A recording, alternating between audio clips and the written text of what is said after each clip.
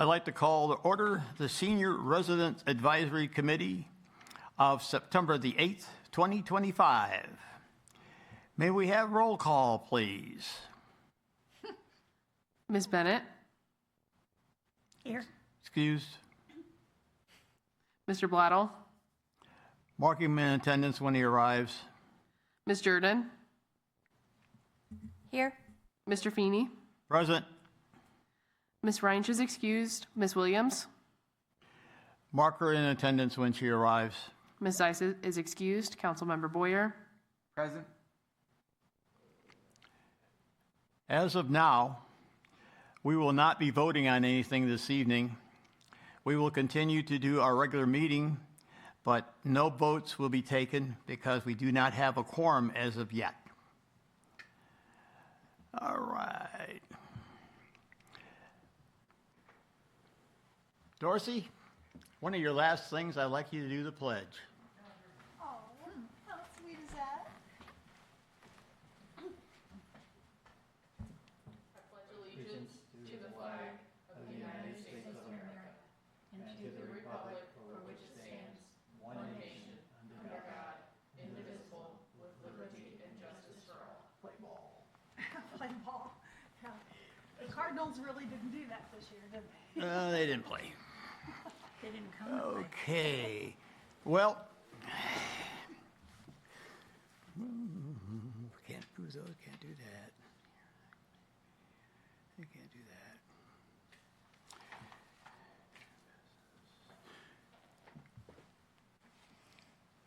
Officer, you're ready and go.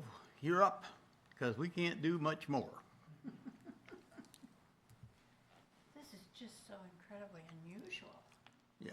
Good evening. My name is Steve Schneider. I'm an officer with the OFallon Police Department. I am in the Community Services section. A little bit about myself. Been employed by the City of OFallon as an officer for the last 23 years. I did 14 years on the road and then about 9.5 years in our Detective Bureau. While assigned to our Detective Bureau, my main job title was financial crimes. So I have a very big forte in investigating all sorts of those crimes. In regards to the elderly, I did see a lot of uptick in financial crimes towards the elderly, the financial exploitation of them.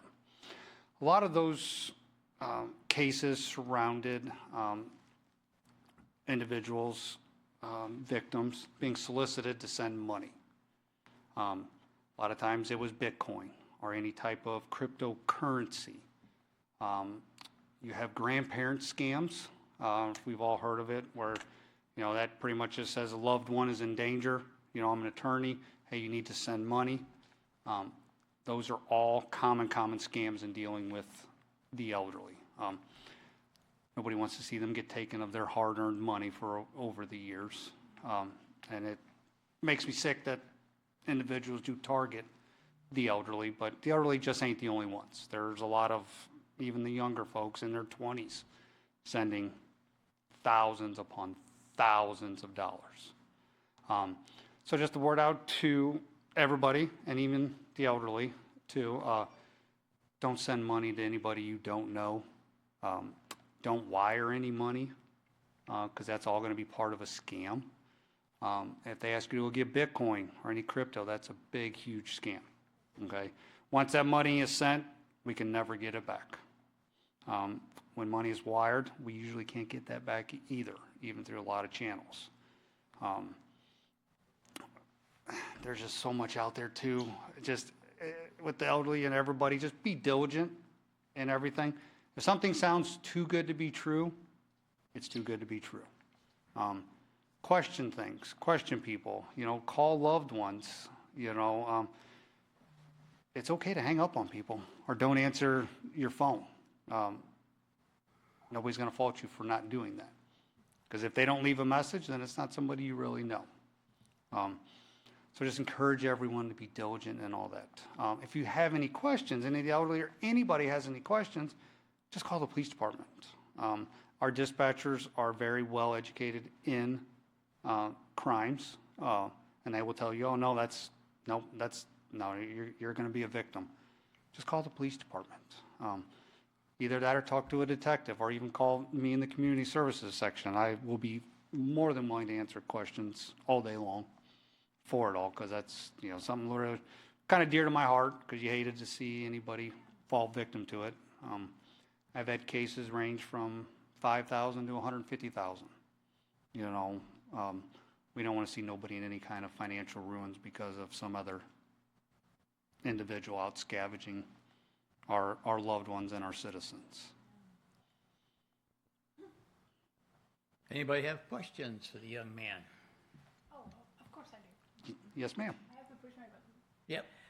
Officer, do you do any types of talks with the seniors in like assisted living or independent living about this? I have not. I've been more than willing to go make any type of presentation speeches. October 8th, I think in the afternoon hours, there is another meeting, another presentation for fraud and financial crimes at the senior center in October. So if anybody wants to come and join, I'm sure they would love to have everybody in attendance. The more we can get out there to everybody, the better we are, and keeping people falling victim to the crimes. One more question. Yes, ma'am. Do you have steps that people can follow if they believe they have been, identity theft or fraud? By all means, if you feel like you were a victim of a crime, then they need to call the OFallon Police Department. Call us, the non-emergency number. Call us and we can get an officer out there. Usually what will take place, and the officer will then explain to you, you need to freeze those accounts. Like if you sent money or your credit card was compromised in a way, they're going to have you shut that credit card off, or they're going to have you shut your bank account off. That way you're not losing any more money. You don't fall any more victim. The banks nowadays are very aware of it, and they'll help any of the victims to open up another account.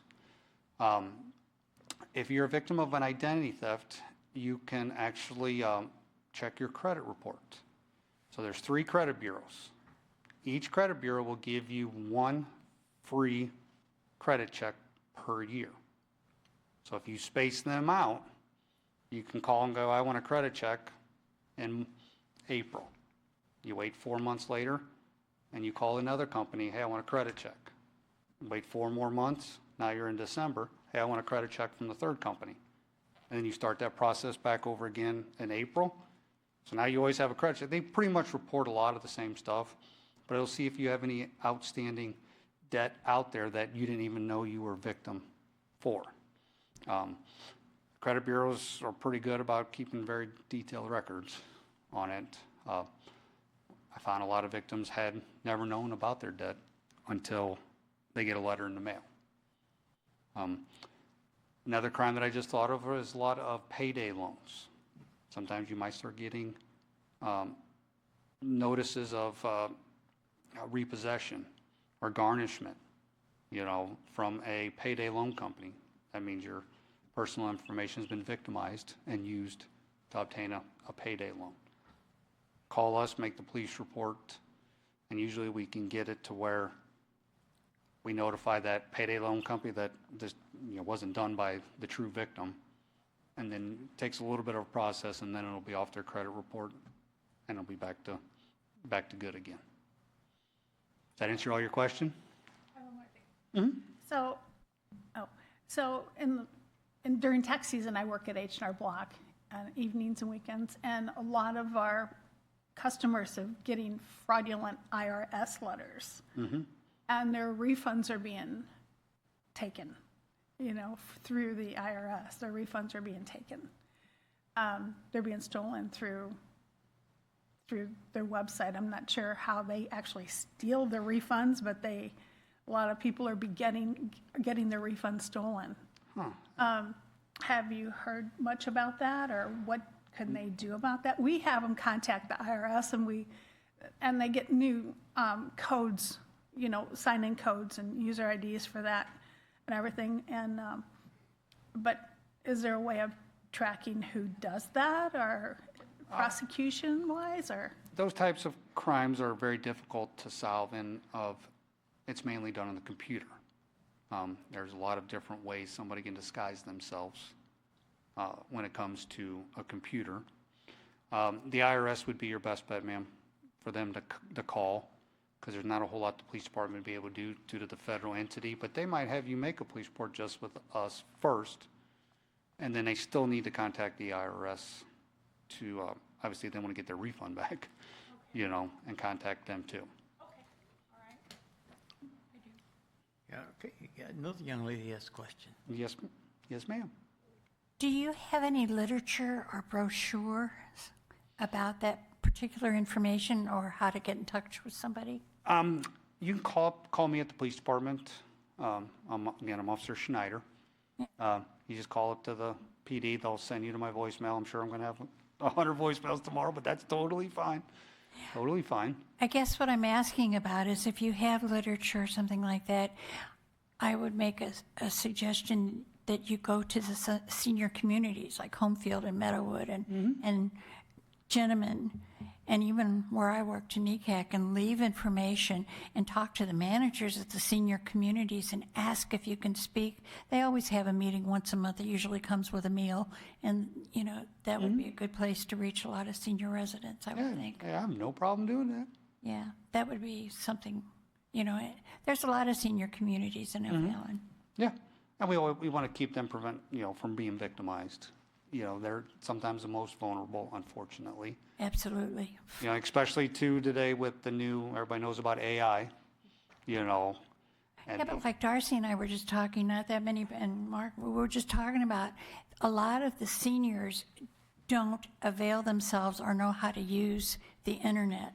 So sending them things probably isn't the best idea, but at least get the information out there where they can pick up a piece of paper and say, oh, you know, and the next time somebody calls them like that, they can maybe react better. Correct, yes. Or maybe a sticker. Yeah. I mean, any way we can get it out to everybody to do anything to prevent them from being victimized in the future is our greatest tool. Thank you. Anybody else have anything they want to say? Okay. We thank you very much for your time. I know that AARP has a lot of stuff out, and I know that our police department has done an excellent job because my wife was involved in one of those. I deeply appreciate what they did. Awesome, no problem. Thank you for coming this evening, Thank you. and good luck at the senior center. I look forward to it. All right. Thank you. Thank you.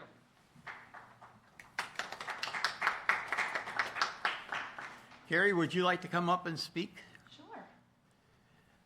I'm naturally a loud person, so I will You're all right. go back and forth. If it's too loud, just let me know. No, you're fine. They'll take care of it in the back. Okay, perfect. So my name's Carrie Dyna, and I'm the St. Charles County Coordinator at NECAC off of Gentleman Manor by Bryan Road and Highway 70. Our office hours are Monday through Thursday, 7:30 to 5, and what we do is we try to assist low-income families, the disabled community, and seniors on preventing homelessness and helping them with their energy bills, whether it be their gas bills with Spire or their Ameren bills. And then in the St. Charles County area, if they have Missouri American water bills with a disconnect notice, we can assist with them.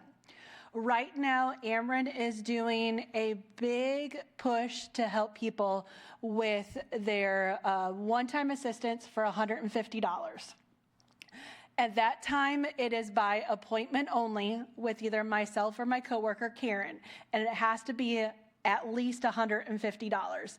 It can't be below that. It has to be at least $150. And it's nice because if your bill is, let's say, $180, you get $150 off just by meeting with us, and then you have $30 left over. And so that can be a regular bill. Right now with our LAHEAP applications for the summer program, we can only assist up to $300 in disconnect notices. So for people that have a disconnect of, let's say, $500, they can get up to $300 in disconnect notices, and that would be able to help them out It's only until the end of this month. The summer program was from June 1st till September 30th. And that's how the fiscal year ends and starts. It's from October to September 30th. And that has been a wonderful assistance for some people. And then other people went through that assistance the first day in June. The Ameren bills and Criver River bills have been extremely high right now. But every little assistance helps, especially for our seniors. Some of them are on a low fixed income, and it's very hard for them to figure out their budgets. Do I pay my electric bill? Do I get food? Do I pay my medication? So it's nice that we can assist with some of that.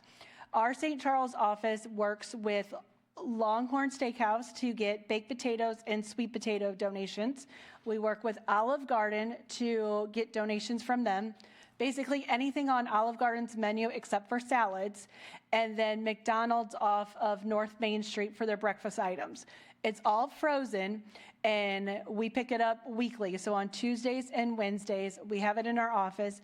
You do not need an appointment. You can just come in and say, oh, I see you have flyers over here for this food. Do you have any available? And we fill up as much as we can.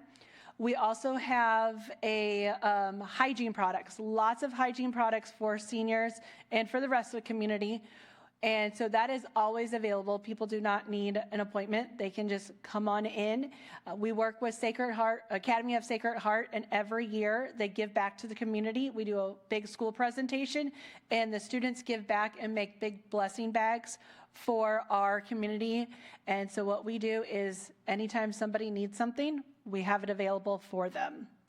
And then if they need assistance with their Spire bill, we can help up to $1,000 with that Spire bill. It does have to be in disconnect status because we don't want people being homeless. So if we can assist with being homeless by helping people with their utility bills, we will do that.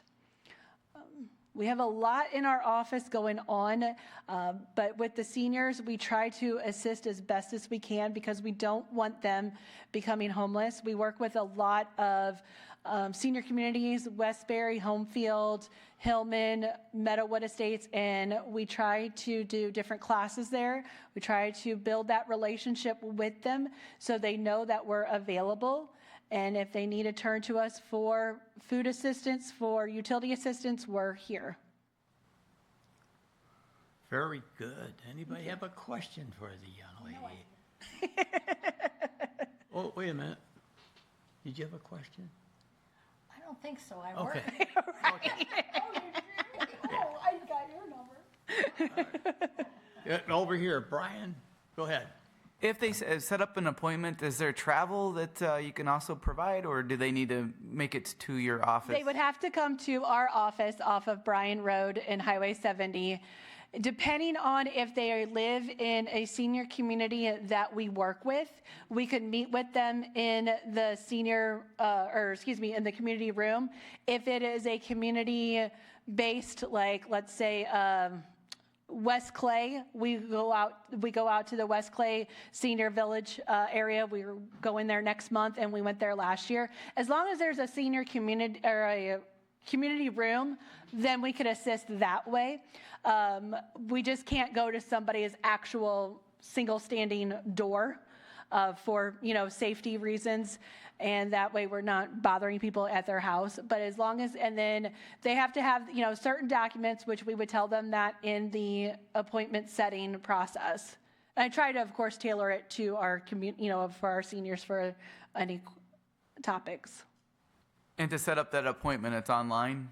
They would call our office. Our number is 636-272-3477. We also have an email address that the three of us check daily, so they could always email us. And since we're closed on Fridays, sometimes we don't get to the emails until Monday, but all calls and all emails do get answered when we are available. What was that phone number again? 636-272-3477. I feel like I'm at a telethon with the way I do that. All right. Oh, me. Thanks for coming today. Oh, no problem. I like doing these. So I received a phone call from a friend who is helping another friend who's completely disabled and in a wheelchair, and she has no transportation at all. And she definitely is in need of your resources. How does she have to be there? Does she have to come in? So it could go two ways. She can apply online. She can go to the Department of Social Services website, the mydss.mo.gov website, and she can fill out the application online. And when she hits submit, it goes directly to our central office in Bowling Green, Missouri, where all the pledging and processing takes place. We wouldn't be able to see any of that, so if the person calls to ask for an update or ask, did you receive it, we would direct them to the central office, but we can still have them apply online. If they have a caseworker and they fill it out, or the caseworker comes in and says, I'm picking this up for, Betty, we would give that caseworker all the information that Betty would need to turn in her documents, and then that caseworker would bring it to us, and that would work. Or family friend, we have lots of seniors that have adult children that say, I'm bringing this in for my mom, and we just always make sure that we get their phone number. So then if we have any questions or if we need more information, that there would be a number that we can contact that person if we needed more info from them.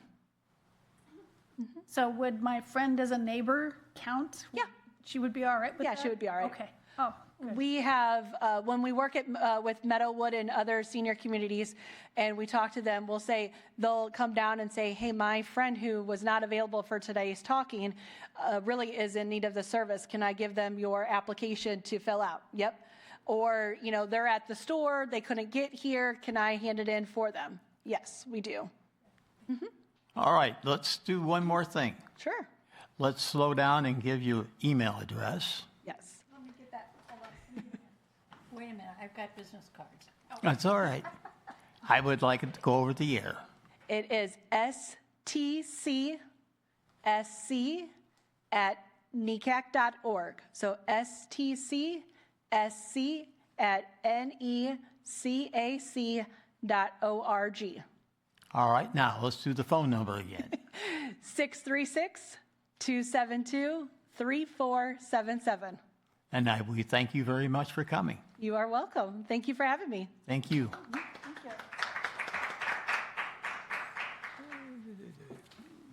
Thank you. All right. Sure. See if I can follow that great presentation again. She brings up a very good point when it comes to utility bills. I did see an uptick in victims receiving phone calls from so-called utility companies demanding a payment at that time. And usually those payment demands were in a gift card. Companies do not accept gift cards as a form of payment. That would be a tall tale sign that it's a scam. So we encourage everybody not to pay with a gift card. The IRS doesn't accept gift cards. Well, IRS will never call you and tell you you're behind. Electric companies or gas companies, yeah, they will call, but they will not accept gift cards as a form of payment. We just want to make sure nobody pays with the gift card thinking they're paying their bill when they're actually giving away their own money. So just another little food for thought for everybody out there. That's a good point. Thank you very much. No problem. All right.